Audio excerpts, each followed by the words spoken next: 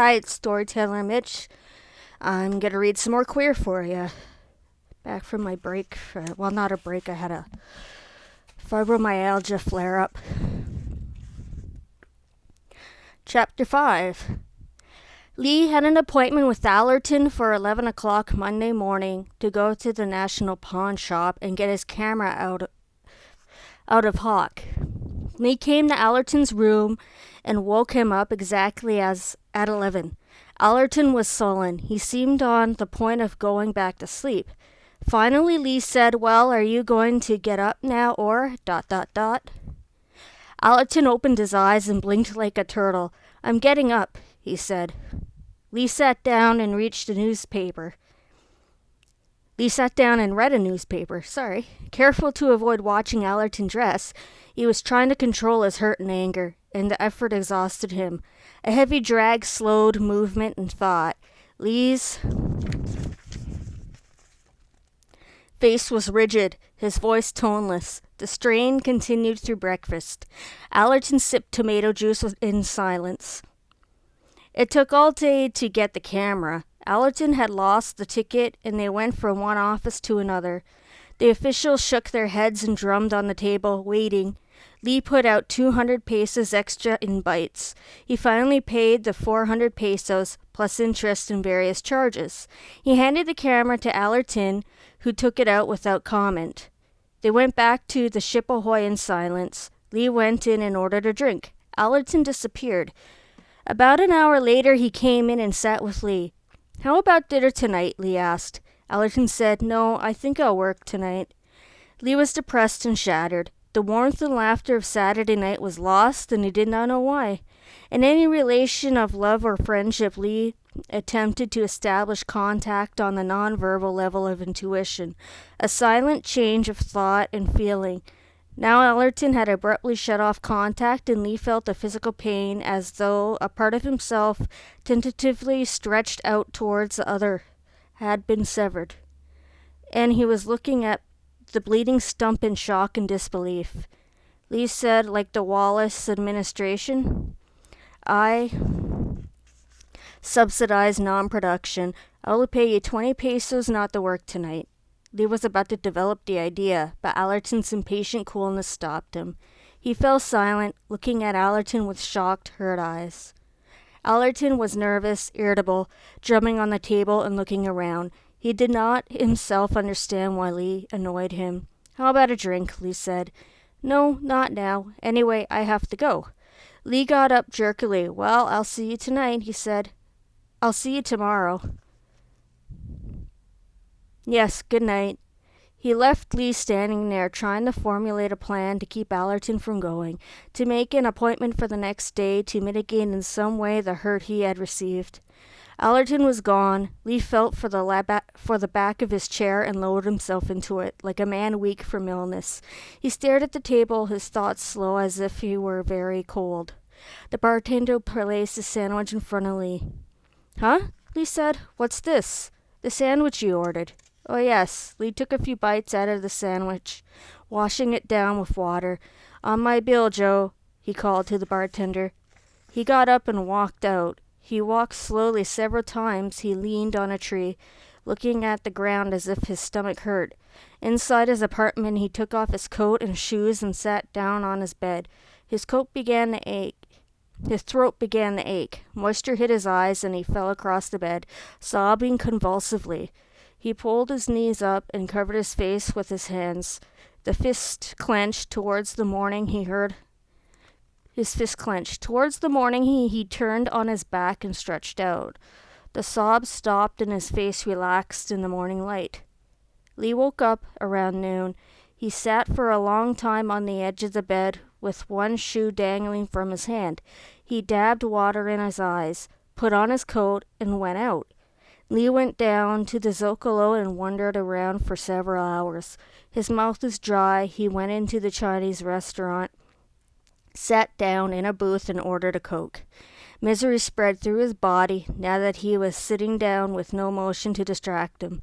What happened? He wondered. He forced himself to look at the facts. Allerton was not queer enough to make a reciprocal relation possible. Lee's affection irritated him. Like many people who have nothing to do, he was resentful of any claim on his time. He had no close friends. He disliked definite appointments. He did not like to feel that anybody expected anything from him. He wanted so far as possible to live without external pressure. Allerton presented Lee's action in paying to recover the camera. He felt he was being sucked in on a phony deal, and that an obligation he did not want had been thrust upon him. Allerton did not recognize friends who made 600 peso gifts, nor could he feel comfortable exploiting Lee. He made no attempt to clarify the situation. He did not want to see the contradiction involved in wresting a favor which he accepted. Lee found that he could tune in on Allerton's viewpoint, though the process caused him pain, since it involved seeing the extent of Allerton's indifference. I liked him and I wanted him to like me, Lee thought. I wasn't trying to buy anything. I have to leave town, he decided. Go somewhere. Panama, South America. He went down to the station to find out when the next train left for Veracruz. There was a train that night, but he did not buy a ticket. A feeling of cold desolation came over him at the thought of arriving alone in another country, far away from Allerton.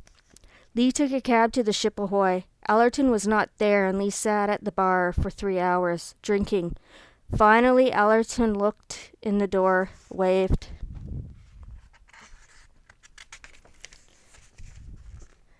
To Lee vaguely, and went upstairs with Mary. Lee knew they had probably gone to the owner's apartment, where they often ate dinner. He went up to Tom Weston's apartment. Mary and Allerton were there. Lee sat down and tried to engage Allerton's interest, but he was too drunk to make sense. His attempt to carry on a casual, humorous conversation was painful to watch. He must have slept. Mary and Allerton were gone. Tom Weston brought him some hot coffee. He drank the coffee, got up, and staggered out of the apartment.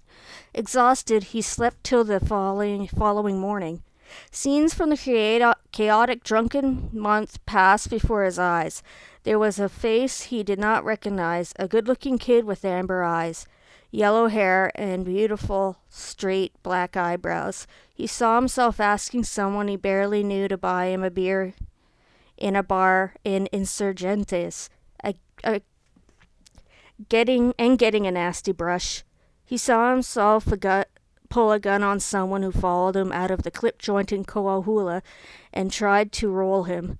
He felt the friendly, steadying hands of people who had helped him home. "Take it easy, Bill." His childhood friend Roland stood standing there, solid and virile, with his elk hound. Carl running for a streetcar. Moore, with his malicious bitch smile. The faces blended together in a nightmare, speaking to him in strange, moaning idiot voices that he could not understand at first, and he finally could not hear. Lee got up and shaved and felt better. He found he could eat a roll and drink some coffee. He smoked and read the paper, trying not to think about Allerton. Presently he went downtown and looked through the gun stores. He found a bargain in a Colt Frontier, which he bought for 200 pesos.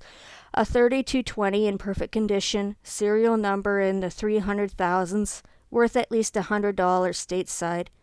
Lee went to the American bookstore and bought a book on chess. He took the book to Chapultepec,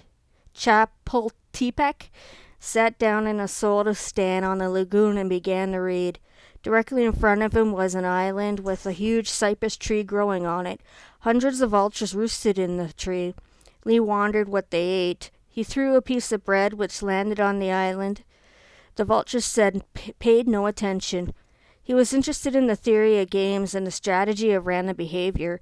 As he had supposed, the theory of games does not apply to chess, since chess rules out the element of chance and approaches elimination of the unpredictable human factor.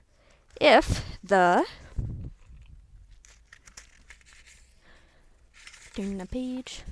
mechanism of chess were completely understood, the outcome could be predicted after any initial move.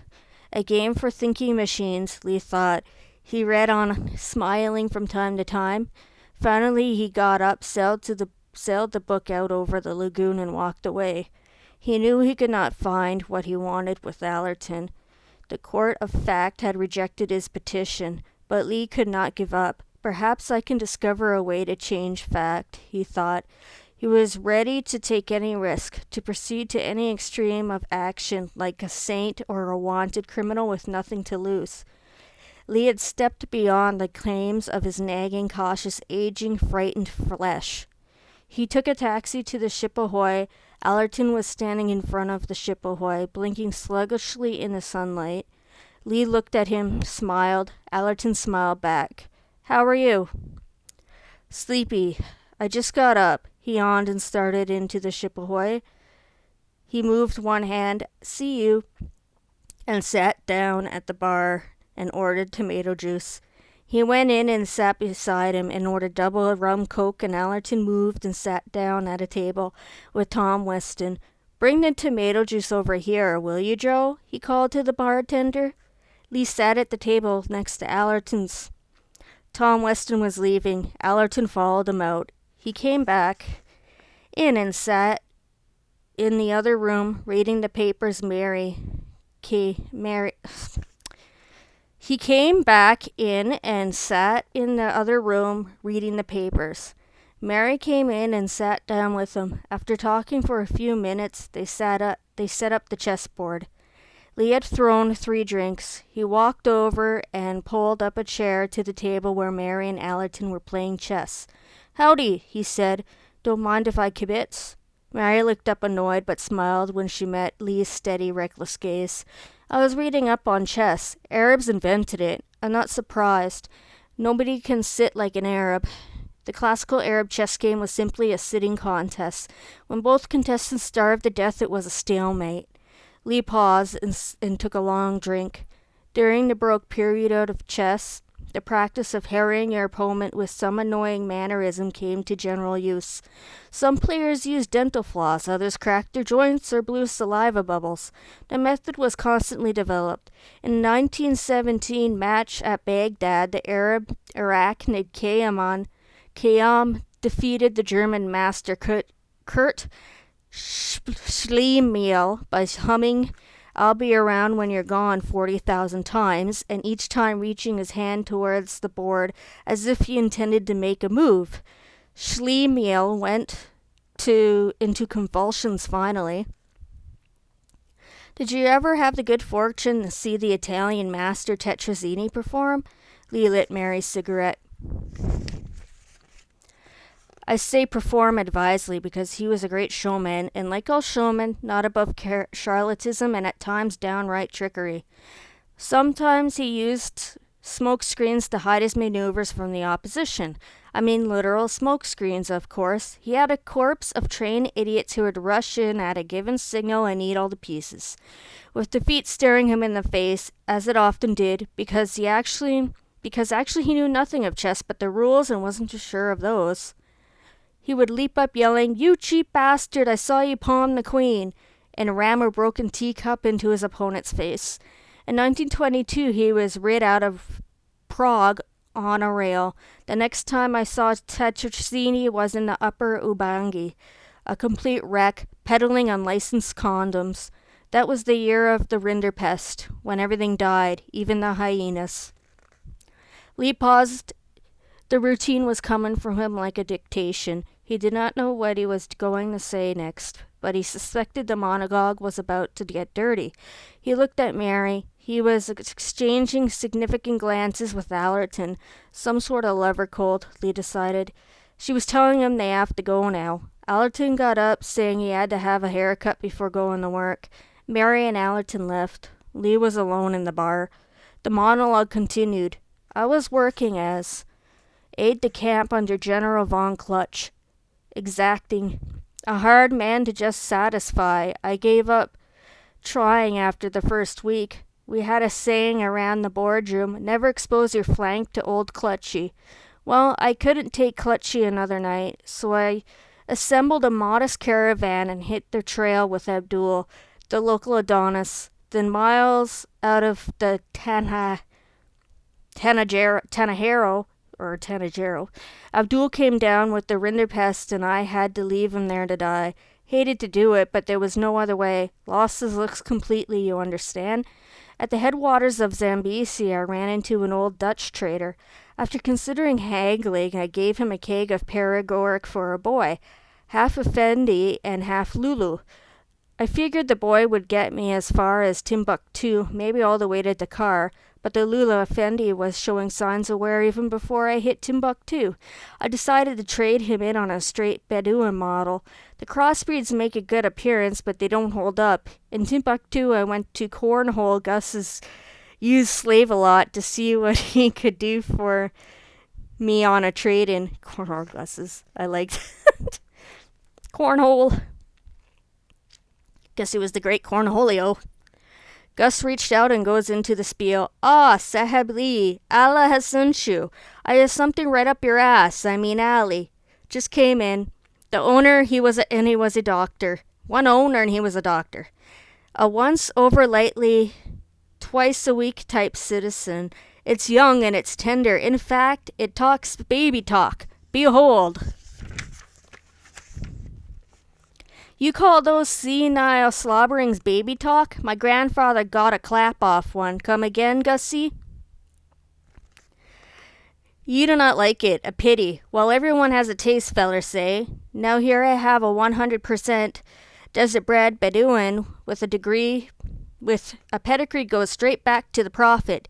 Dig his bearing. Such pride, such fire. A good appearance job, Gus, but not a good enough. It's an albino Mongolian idiot.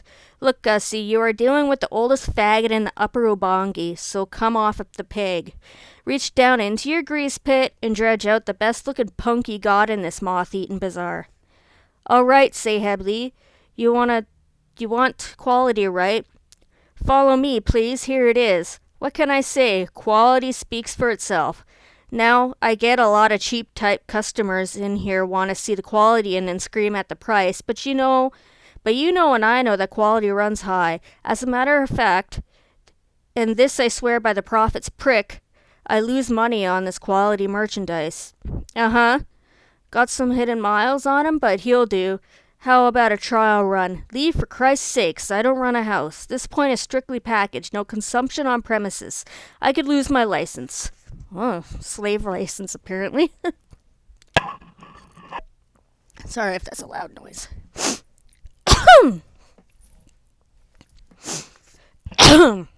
Any second a cat's gonna come up. I just know it.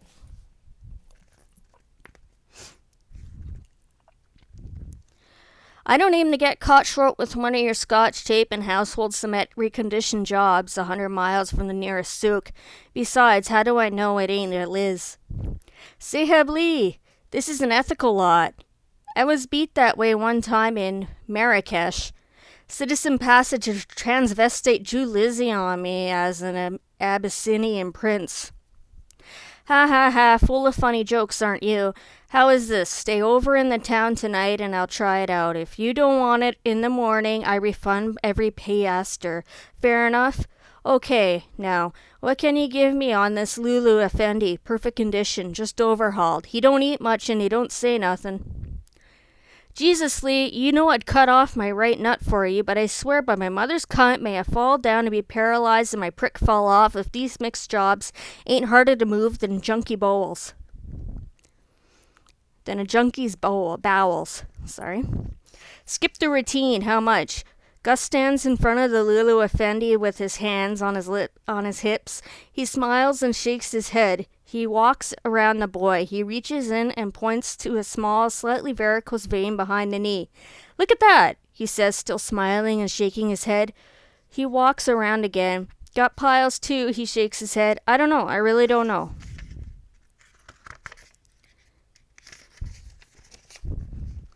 What do you say to you? Open up, kid. 2 teeth missing. Gus has stopped smiling. He is talking in low, considerate tones like an undertaker. I'm going to be honest with you, Lee. I've got a lot full of this stuff now. I'd rather just forget this job and tot cash on the other. What am I going to do with it? Peddle it on the public street? Might take it along as a spare, ha ha. How, what can you give me? Well, now don't get mad. 200 piastres, Gus. 200 piastres. Gus makes a skittish little run as if to escape my anger, and throws up a huge cloud of dust in the courtyard. The routine ended suddenly, and Lee looked around. The bar was nearly empty. He paid for his drinks and walked out into the night. And that's the end of chapter 5. I actually made it through this one. It looks like nobody wants to hear about child prostitution. Alright. Well, I'm back. I got this replaced. I tested it. Hopefully it sounds a lot better than the last one. I went to the source in my town, which is a different one from where I bought this, and they exchanged it. I got the warranty. So yeah, the stuff from there is pretty good.